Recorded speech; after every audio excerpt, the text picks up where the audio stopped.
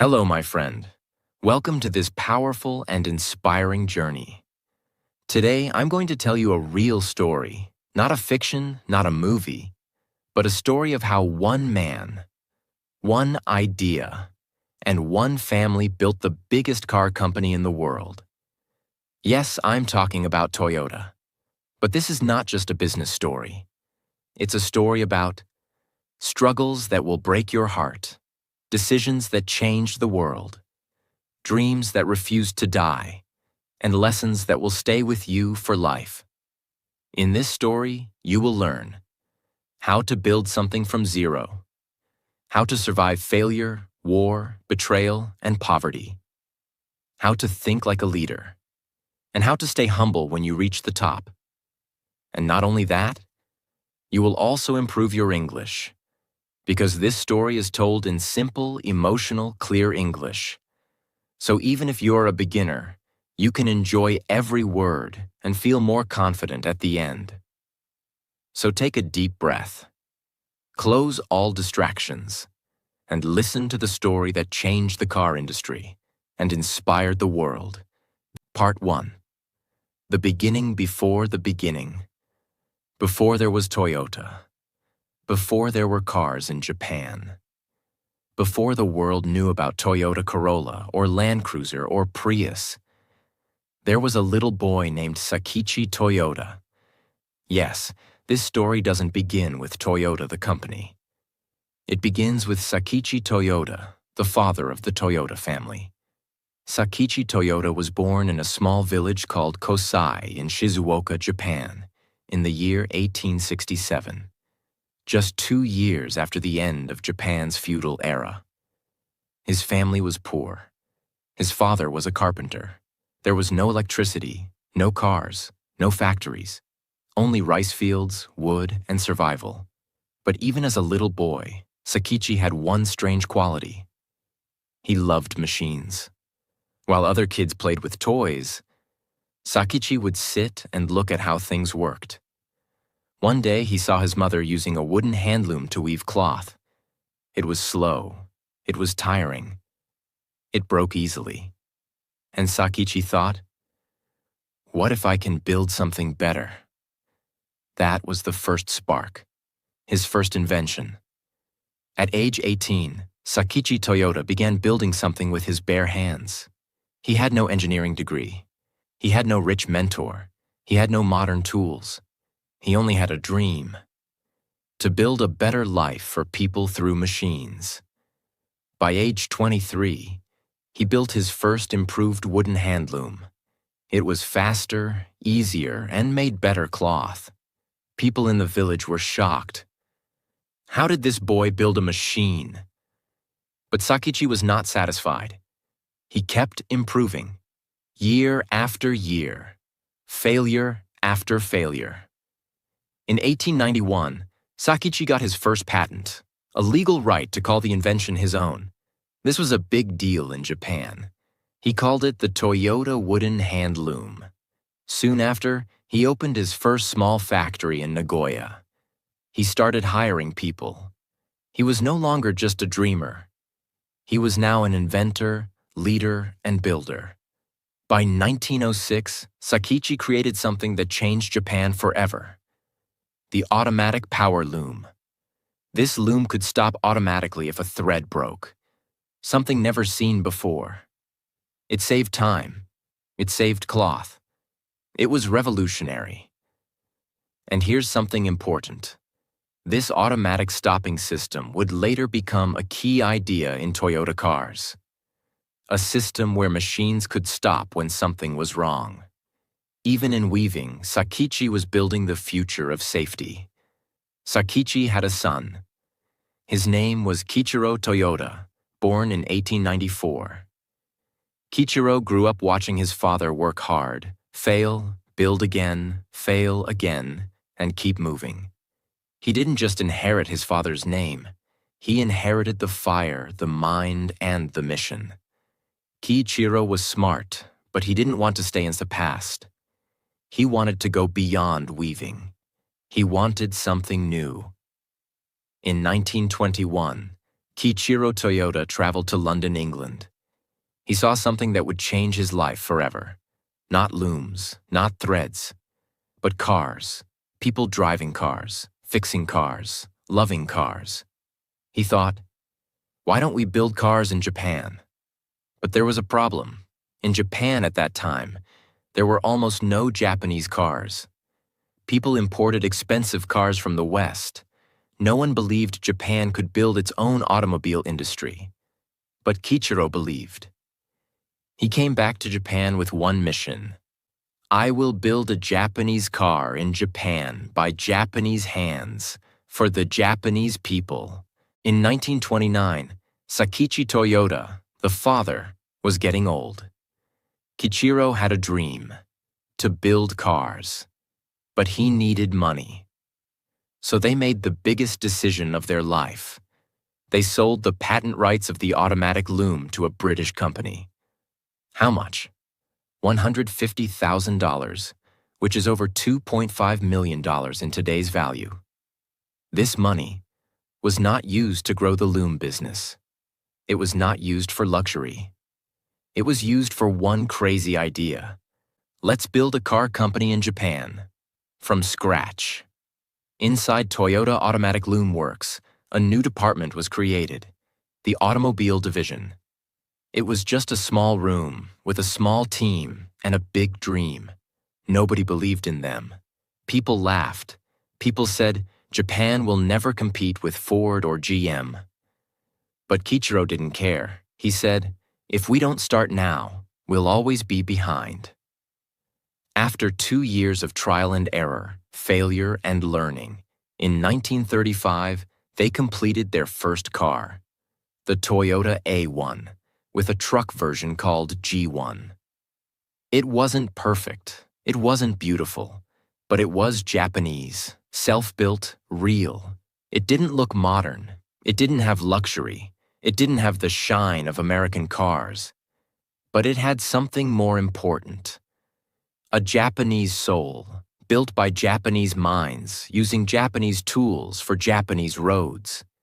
And Kiichiro Toyota knew this was just the beginning. But they still didn't have a real car company. They were still just a small department inside a textile company. That had to change. In August 1937, Kiichiro Toyota officially separated the car-making department from the loom company. He founded a new company, Toyota Motor Company Limited.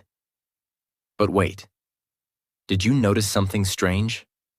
Their family name was Toyota. So why was the company called Toyota? There were two big reasons. 1. In Japanese script, Toyota uses 8 strokes. And 8 is considered a lucky number in Japanese culture.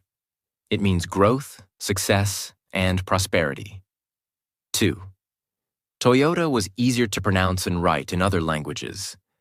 Kiichiro wanted the company to feel modern, international, and clean. And so, with a simple change of a letter, a brand was born. Toyota. Let's be honest. Starting a car company in 1937 Japan was almost impossible. Japan had no experience in automobile engineering. They had to import car parts from foreign countries. People were poor. Few could afford a car. They had no customer base and no trust. People still believed American cars were better. Most people thought Toyota would fail within a year. But Kiichiro Toyota had something more powerful than confidence. He had conviction. He believed. We don't need to be the best right now. We just need to begin. So, they hired local talent. They trained workers who had never seen a car engine before. They built tools by hand. They used trial and error every single day. And slowly, brick by brick, engine by engine, the company began to breathe. Kiichiro Toyota now made a huge decision. He would build Toyota's first dedicated automobile factory in Koromo, Aichi Prefecture. This was more than just a building. It was a symbol of belief. a belief that Japan could stand on its own wheels. This plant would later become the Toyota headquarters in the city, now renamed Toyota City in honor of the company. Now here's something game-changing. To survive and compete, Toyota needed a way to build cars without wasting time, money, or space. So Kichiro introduced a new idea, just-in-time manufacturing. What did it mean? Don't stock too many parts. Only make or bring what you need, when you need it. This reduces waste, saves money, and increases speed. This system would later become the Toyota production system, copied by companies around the world. It's not just about cars. It's about efficiency, discipline, and respect for time. But just when Toyota was learning to walk, the world started to fall apart. In 1939, World War II began. By 1941, Japan entered the war. Everything changed. Toyota was forced to stop making cars for people. They had to start making military trucks and vehicles for war. Resources were low. Rubber and metal were hard to find. Bombings and destruction were everywhere. And yet, Toyota kept going. Even with fear, even with chaos. They made trucks with only one headlight to save metal. They made vehicles with wooden parts because rubber was not available. It wasn't about profit. It was about survival. In August 1945, the atomic bombs were dropped on Hiroshima and Nagasaki. Japan surrendered. The war ended. The country was destroyed. And Toyota? It was almost dead. Their factories were damaged. Their employees were jobless. The government stopped funding car companies. People were starving. Who needed a car? For many companies, this was the end. But for Toyota, it was the beginning of their true test. Toyota tried to rebuild. They created a small car called the SA, a tiny family vehicle. They also started working on buses and trucks to generate income. But the company was losing money fast. Very fast. By 1949, Toyota was in debt. They couldn't pay salaries. They had to borrow money from banks just to stay alive. That year, Toyota made only 300 trucks. Compare that to Ford or GM, who made hundreds of thousands. Everyone said, Toyota is finished. They had a dream, but it's over. And then, this was the darkest moment in Toyota's history. In early 1950, the company was forced to make a painful decision. They laid off 1,600 workers, around 25% of the company. The employees were angry. There were strikes, protests, and walkouts. The dream was shaking. And Kichiro Toyota, the founder, the dreamer, he blamed himself. He felt he had failed his father's legacy. He felt he had failed his team. He said, "If my decisions caused pain to my people, I must step down." And so he did. In June 1950, Kichiro Toyota resigned as president of Toyota. Just months later, he died. Of a stroke. He was only 57 years old. He never got to see what his dream would become. But his dream was not dead. This is where real legends are born, not in victory, but in failure, pain, and loss. Toyota was broken. Its founder was gone. Japan was in ruins. But something was still alive inside that company. A belief that we don't stop here. Part 2. The comeback nobody believed in. After Kichiro Toyota's death, Toyota was like a ship without a captain. There was no clear leadership. Morale was low. People didn't know if they'd have jobs next month. The Japanese economy was still crushed from the war. But there was one thing still alive. The name Toyota still meant something. It stood for persistence, discipline, and honor, even in failure. And slowly, a few people inside the company refused to let it die. One of those people was A.G. Toyoda, the cousin of Kiichiro Toyoda. Who was A.G. Toyoda? A.G. Toyoda wasn't loud. He wasn't famous. But he was smart, strategic, and obsessed with improvement. He joined Toyota in the early 1930s and had worked closely with Kiichiro. Now he took on the impossible mission: bring Toyota back to life, no matter what. But how? The company had no money. They couldn't compete with American cars. Japan's roads were terrible, and customers had lost trust. They needed something radical, and surprisingly, it came from their former enemy, America. In June 1950, just a few months after Kiichiro's death, something shocking happened. The Korean War began. The United States needed thousands of trucks and vehicles to move soldiers and equipment through Korea. They turned to Japan, the closest supplier. And guess who got the contract? Toyota. Suddenly, this dying company had a lifeline. They were asked to supply over 5,000 military trucks for the U.S. Army.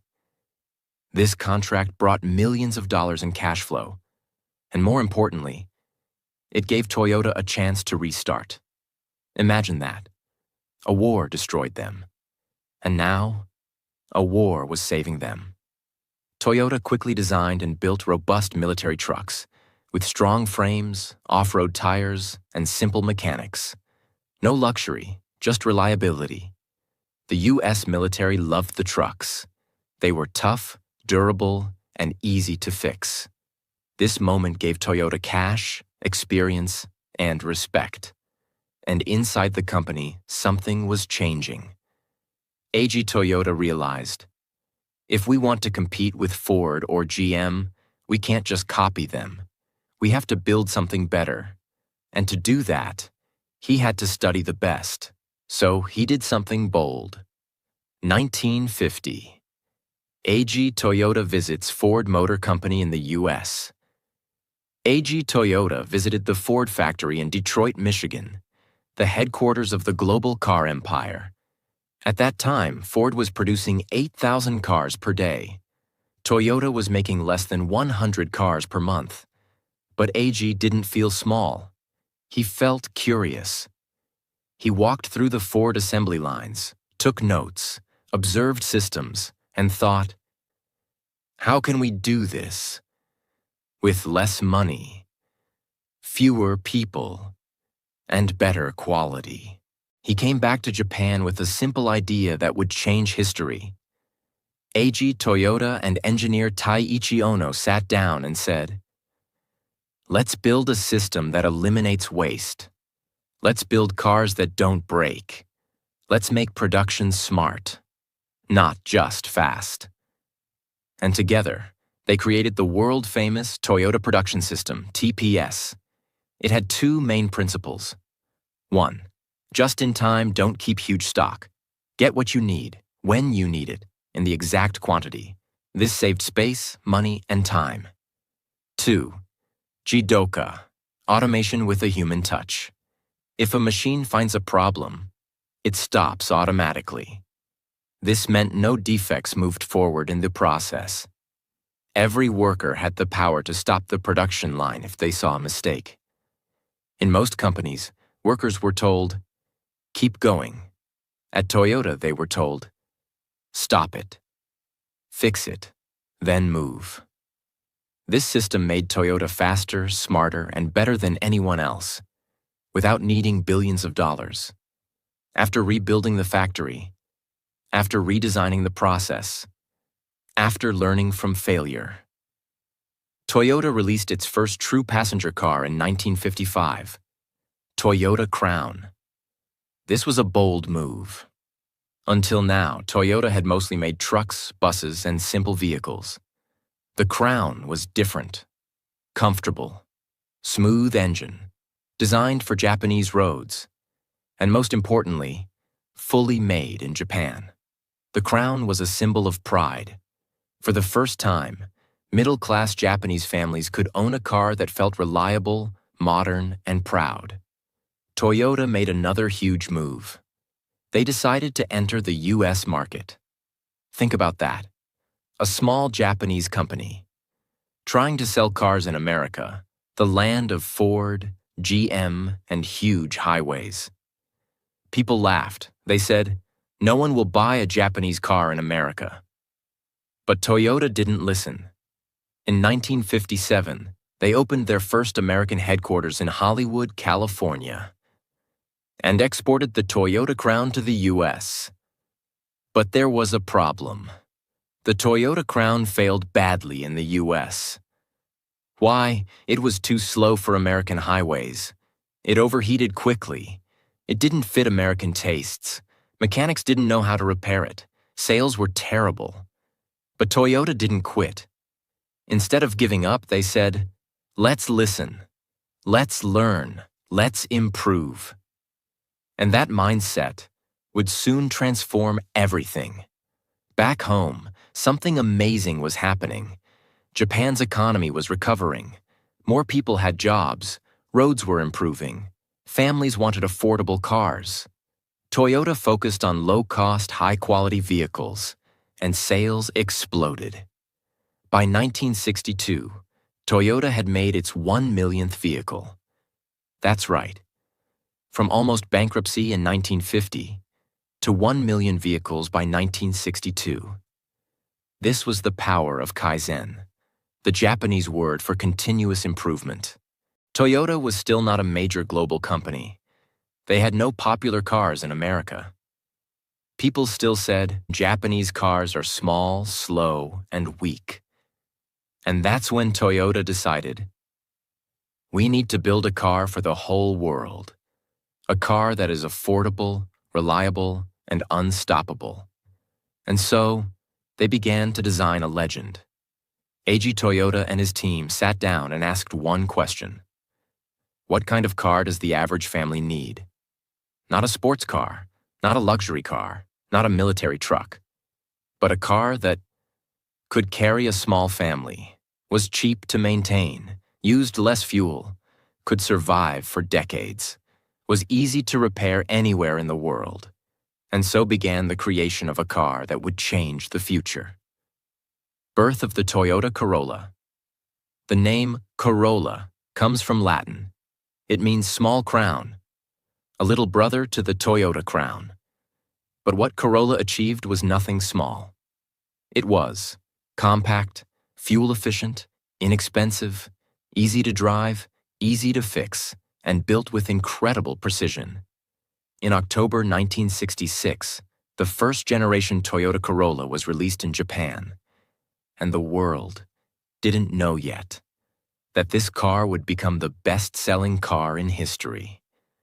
Toyota had learned from their past failure. They made the Corolla stronger, faster, and more suited for American roads. And in 1968, they launched it in the US. But this time, people didn't laugh. They were curious. Gas prices were rising. People were tired of big cars with low mileage. And the Corolla? It gave 32 miles per gallon, cost less than $1,700, and never broke down. In just 2 years, Corolla became a hit in the US. It wasn't flashy, it wasn't sexy, but it was perfectly reliable. And that made it a winner.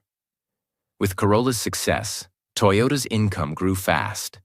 1965, less than $1 billion revenue.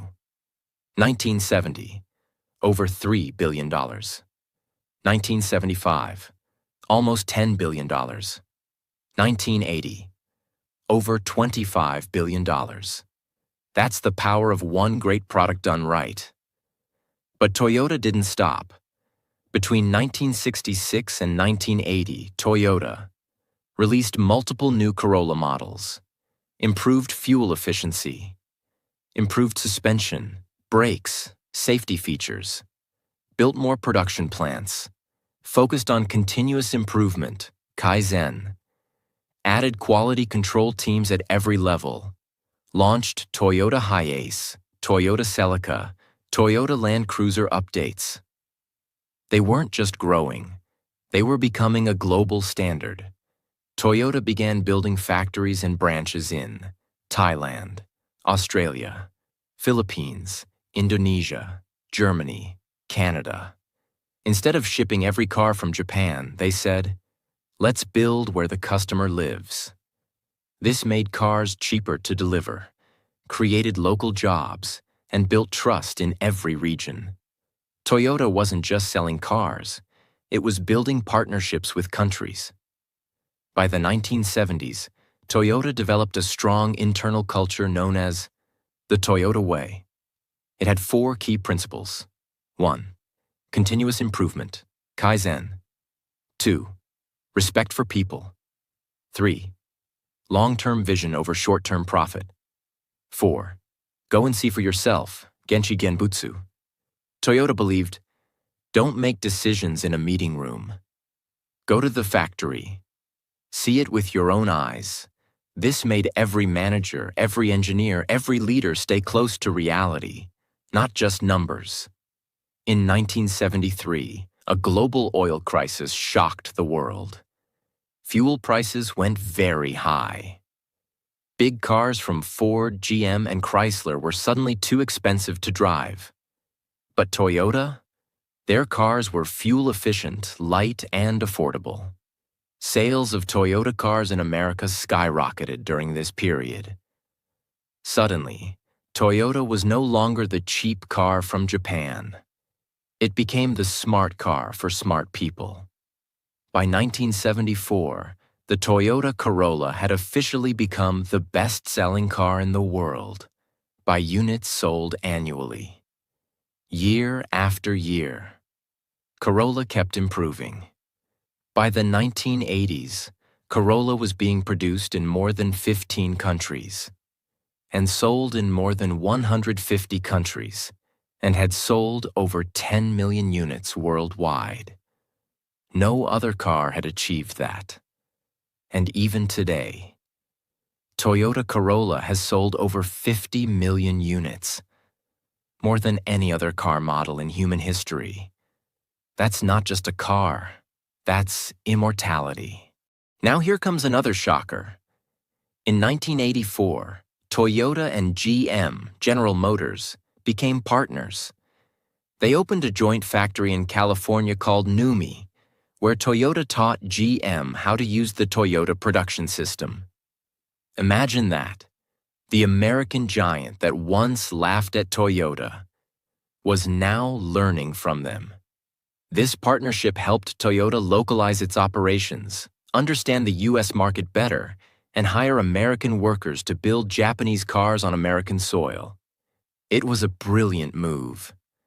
By the late 1980s, Toyota was selling millions of vehicles in North America, outselling many American brands, known for quality, reliability, and resale value, gaining massive loyalty from customers. Car experts and media started saying, if you want a car that lasts 20 years, get a Toyota. This brand was now becoming part of people's families. Part 3. The Lexus gamble and Toyota's rise to the top of the world. The Corolla became the best-selling car in the world. Toyota became one of the top 3 car brands in America. Their production system was being copied around the world. Their U.S. partnerships were growing. Their cars were trusted for fuel efficiency, reliability, and simplicity. But there was still one world left to conquer. A world dominated by giants like Mercedes-Benz, BMW, Audi, Cadillac, the luxury car market. And people believed one thing: Japanese companies are good for cheap cars. But they can never compete in luxury. Toyota heard that. And they smiled, because deep inside their headquarters in Japan, they were already building a secret weapon. No, not Formula One racing. This F1 stood for Flagship One, a secret mission to build the world's best luxury car from zero. Not just another Toyota model, but a new brand. Something that could beat Mercedes-Benz on luxury, beat BMW on performance, beat Cadillac on smoothness, and beat everyone on price, quality, and experience. They didn't want to copy the best. They wanted to become the new standard. In 1983, Toyota chairman Eiji Toyota called a secret meeting and said, "Can we create a luxury car that will compete with the world's best?" There was silence. Then someone said, "We don't know." Eiji replied, "Then let's find out." This was not a marketing stunt. It was Toyota's biggest project ever, and they gave it everything. Over 1,400 engineers, over 2,000 technicians, $1 billion budget in the 1980s dollars, 450 prototypes, over 2 million test miles, no shortcuts, no recycling parts from other Toyotas. They started from a blank page. This wasn't just about making a car. It was about challenging perfection.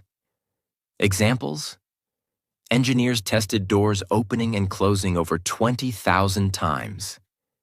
They designed a new engine from scratch. Quiet, smooth, powerful. They tested wind noise using Japanese bullet train tunnels. They tuned the sound system with professional musicians. They tested the car in Arctic cold, African heat, and American highways. Every screw, every seat, every light was tested for perfection. This wasn't a car anymore. It was a statement. But there was one big problem. They couldn't launch this as Toyota. Why? Because even though people respected Toyota, they didn't see it as luxury. So Toyota did something brilliant.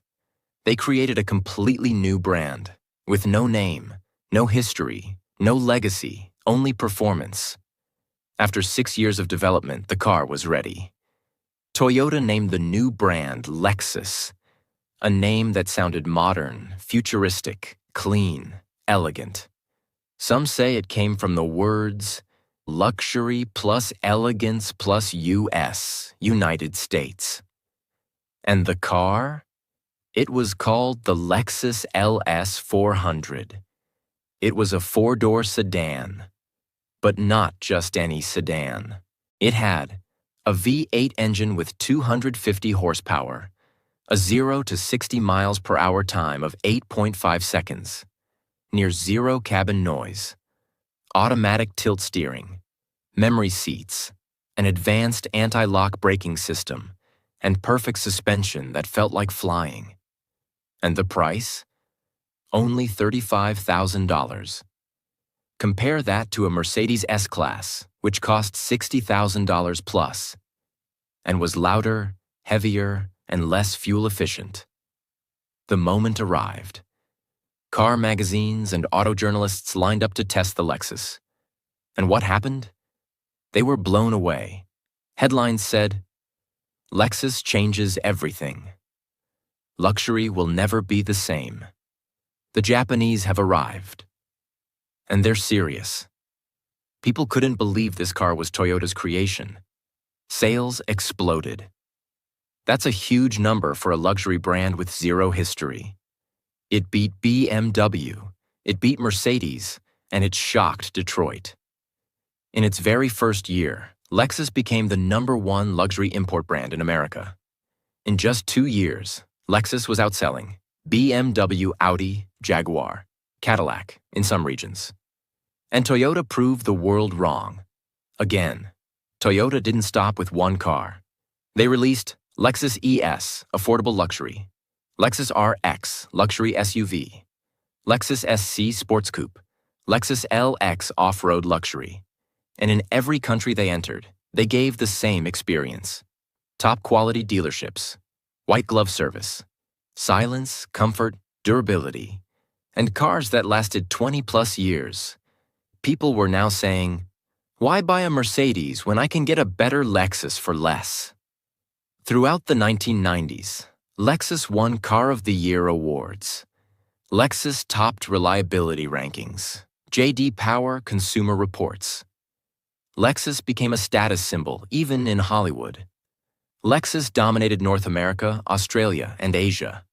Celebrities, politicians, athletes, all started driving Lexuses. Toyota had done it. They had built a luxury empire without sacrificing their values: simplicity, reliability, respect for the customer, long-term thinking. By the end of the 1990s, Toyota's total annual revenue crossed $100 billion. They were selling over 5 million vehicles per year. Lexus was leading the luxury category in the US. Toyota had factories in over 27 countries. They were exporting to 170-plus countries. They weren't just a car company now. Toyota was a global movement. For most companies, this would be the finish line. But for Toyota, this was the starting point of a new race. Because in the 1990s, a new crisis was growing. The world was getting worried. Climate change was becoming real. Air pollution was rising in big cities. Fossil fuels were getting expensive. The world was using too much oil. Scientists warned, the planet cannot survive if we keep burning gas forever. And Toyota saw the signs. They asked themselves, if we are the world's biggest car company, shouldn't we also be the most responsible? In 1993, Toyota began working on a radical idea: a car that would use less gasoline, emit less pollution, be affordable, and still work like a normal car, not a solar car, not a science experiment, but a car that everyday people could drive and save the planet without even thinking about it. Toyota's engineers created a new type of engine system: hybrid. What is a hybrid car? It's a car that has 1. A gasoline engine. 2. An electric motor. 3. A battery that stores energy. 4. A smart computer system that switches between the two. How does it work? When you drive slowly or stop in traffic, the electric motor works. When you need power or speed, the gasoline engine starts. When you brake, the car captures energy and stores it in the battery, called regenerative braking. The car decides when to switch, so you don't need to do anything. Result? Less gas used, fewer emissions, lower fuel bills, a smoother, quieter ride. It was genius. But it was also risky. No one had ever done this before. When Toyota announced it was building a hybrid car, critics laughed. It's too complicated. It will be too expensive. People won't understand it. Nobody wants electric cars. You're a car company, not an energy company. But Toyota ignored the noise. They remembered the same thing was said about the Corolla, the Camry, the Lexus LS 400. And yet, all of those became global icons, so they went ahead. And in 1997, the word Prius means to go before in Latin, and it truly did go before everything. The Toyota Prius was launched first in Japan, and it was a game changer. Fuel efficiency, over 50 miles per gallon. Emissions, almost zero in city driving. Cost, around $20,000, affordable for families. Design, simple, aerodynamic, modern. Interior, quiet, smooth, and futuristic. People in Japan were amazed. But Toyota wasn't satisfied. They wanted to bring it to the world. In the year 2000, Toyota launched the Prius in America and Europe. At first, it was slow. People were confused. Is it electric? Do I have to charge it? Will it stop working in winter? Will I get electrocuted? But slowly, people started to understand. Then something magical happened. In the early 2000s, celebrities started buying Priuses. Leonardo DiCaprio, Cameron Diaz, Julia Roberts, Tom Hanks, Brad Pitt. These stars drove the Prius to red carpet events. They talked about saving the planet. They said, "This is the future." And suddenly, the Prius became a status symbol. Not for luxury, but for conscience. It was the cool car for smart people. From 2000 to 2010, Prius became one of the fastest-growing car models in the world. By the end of 2010, Toyota had sold over 2 million Priuses globally. Prius became the best-selling hybrid car in history. Toyota was saving over 1.5 billion gallons of gasoline per year. Millions of tons of carbon emissions were avoided. Fuel savings for customers reached over $5 billion per year. And more importantly, every car company started copying Toyota. After Prius, Toyota launched Camry Hybrid, Highlander Hybrid, RAV4 Hybrid, Lexus RX Hybrid, Lexus LS Hybrid, and more. They invested billions into hybrid technology, battery research, and emissions control. They weren't just making green cars, they were building a green philosophy. Toyota set goals for the next decades: zero emissions from production factories, 100% hybrid or electric lineup by 2050, recycling water, metal, and energy, using solar power in plants, promoting sustainability education across Japan. They didn't want to just make cars, they wanted to become a climate leader. In late 2009, a tragedy happened in California, USA. A family driving a Lexus ES350 lost control of their vehicle. The car accelerated on its own. The brakes didn't respond. The car crashed. The entire family died. A 911 call recorded the final seconds. It was heartbreaking. It shocked the nation. This was not just a car crash. This was the beginning of a storm. Soon, more reports came out. Cars accelerating on their own, brakes not working, floor mats getting stuck, electronic problems in hybrids, drivers reporting panic and near-death experiences. The headlines exploded. Is Toyota killing people? World's #1 car maker in big trouble. Recall crisis. Can Toyota be trusted? In less than 60 days, Toyota's brand went from perfect to questioned. People were scared. Governments got involved. Investigations began, and Toyota was silent. But not because they were hiding. They were listening, analyzing, and understanding. Between 2009 and 2010, Toyota recalled over 9 million vehicles across the globe, spent more than $2 billion fixing affected cars, lost over $30 billion in stock value, faced over 300 lawsuits, was investigated by the U.S. Congress, was fined $1.2 billion by the U.S. Department of Justice. It was the biggest recall in automotive history. Toyota's clean image was cracked. Amid the chaos, one man stepped onto the world stage. Akio Toyoda, the grandson of Kiichiro Toyota, the original founder. He had become president in 2009, just before the storm. He was soft-spoken, humble, and not media-trained. But he was honest, and he did something most CEOs wouldn't do. On February 24, 2010, Akio Toyoda appeared before the U.S. Congress. Live cameras, angry politicians, victims' families in the room. The world was watching.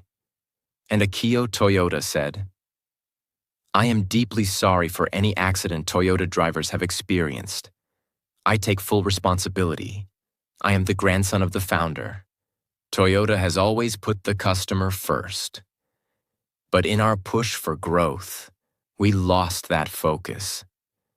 We are deeply sorry." His voice cracked. His eyes filled with tears. He bowed. It was not a performance. It was pain, real, human, heartbreaking. And in that moment, people saw the soul of Toyota, a company that wasn't hiding, but one that had the courage to apologize in front of the entire world. After the apology, Toyota didn't hide behind lawyers. They went back to work. They created new quality control teams, hired thousands of independent testers, built real-time alert systems inside cars, invested over $5 billion in safety innovation, launched a global training program to reconnect engineers with the Toyota way, slowed down their growth to rebuild their soul. While other companies used scandals to cut corners, Toyota used it to rebuild their identity. By 2012, Toyota had regained public trust. Their new cars were safer, smarter, more responsive, more thoroughly tested, and they introduced even more innovations. Toyota Safety Sense, auto brake, lane assist, radar. Hydrogen-powered cars like the Toyota Mirai. Electric car development programs. New global platform, TNGA, Toyota New Global Architecture. Their hybrid sales crossed 10 million units. Their Prius became the world's symbol of sustainability. Their revenue climbed back to over $275 billion per year. They were back, not as heroes, but as humans who fell and stood up with grace. Toyota's not stopping. They are now investing in solid-state batteries, charge in 10 minutes, fully electric cars across all brands, self-driving technology, robots for the elderly, flying cars, concept, smart cities. In 2021, Toyota began building a prototype city in Japan called Woven City, where cars, homes, and life are powered by clean energy and AI. This is not science fiction. This is Toyota's next vision, a future where mobility is for everyone. A world where cars don't just move people, but improve their lives. Let this story stay in your heart, because it's not just about business. It's about becoming better, no matter how good you already are. Here's what Toyota teaches us. 1. You can start from nothing. From a poor boy building wooden looms, to a global company worth hundreds of billions. Never say, I don't have enough. Say, what can I build with what I have? 2. Innovate quietly. Let results be loud. Toyota didn't fight competition with words. They built Corolla, Camry, Lexus, Prius. Let your work be your voice. 3. Apologize, fix, improve. When you make a mistake, don't hide. Accept it. Apologize. Then rebuild with double the heart. 4. Think 50 years ahead. While others chase fast profits, Toyota builds for the next generation. What you build today will speak for you after you're gone. 5. Slow is smooth. Smooth is fast. Toyota takes time, but they don't stop. You don't have to move fast. You just have to move forward, without stopping. Today, Toyota by the numbers. Over 370,000 employees. Operating in over 170 countries. Annual revenue, over $275 billion. Over 12 million cars sold per year. World's #1 automaker, by many rankings. Over 20 million hybrid vehicles sold. Over 50 million Toyota Corollas sold. And a legacy of honor, excellence, and humility. This was not just a company story. This was a human story. A story of a boy who watched his mother weaving on a broken loom. A son who dared to sell his father's invention to chase a new dream. A brand that rose from war, survived failure, and led the Green Revolution. A company that cried in front of the world and then stood up again. Toyota is not just a car company. Toyota is a philosophy. And that's why this is not just the best success story in the world. It's a story that deserves to be remembered forever. If this story inspired you, please subscribe. Please share this with someone who needs hope, motivation, and purpose. And remember, from silence, from failure, from nothing, you can build something that moves the world.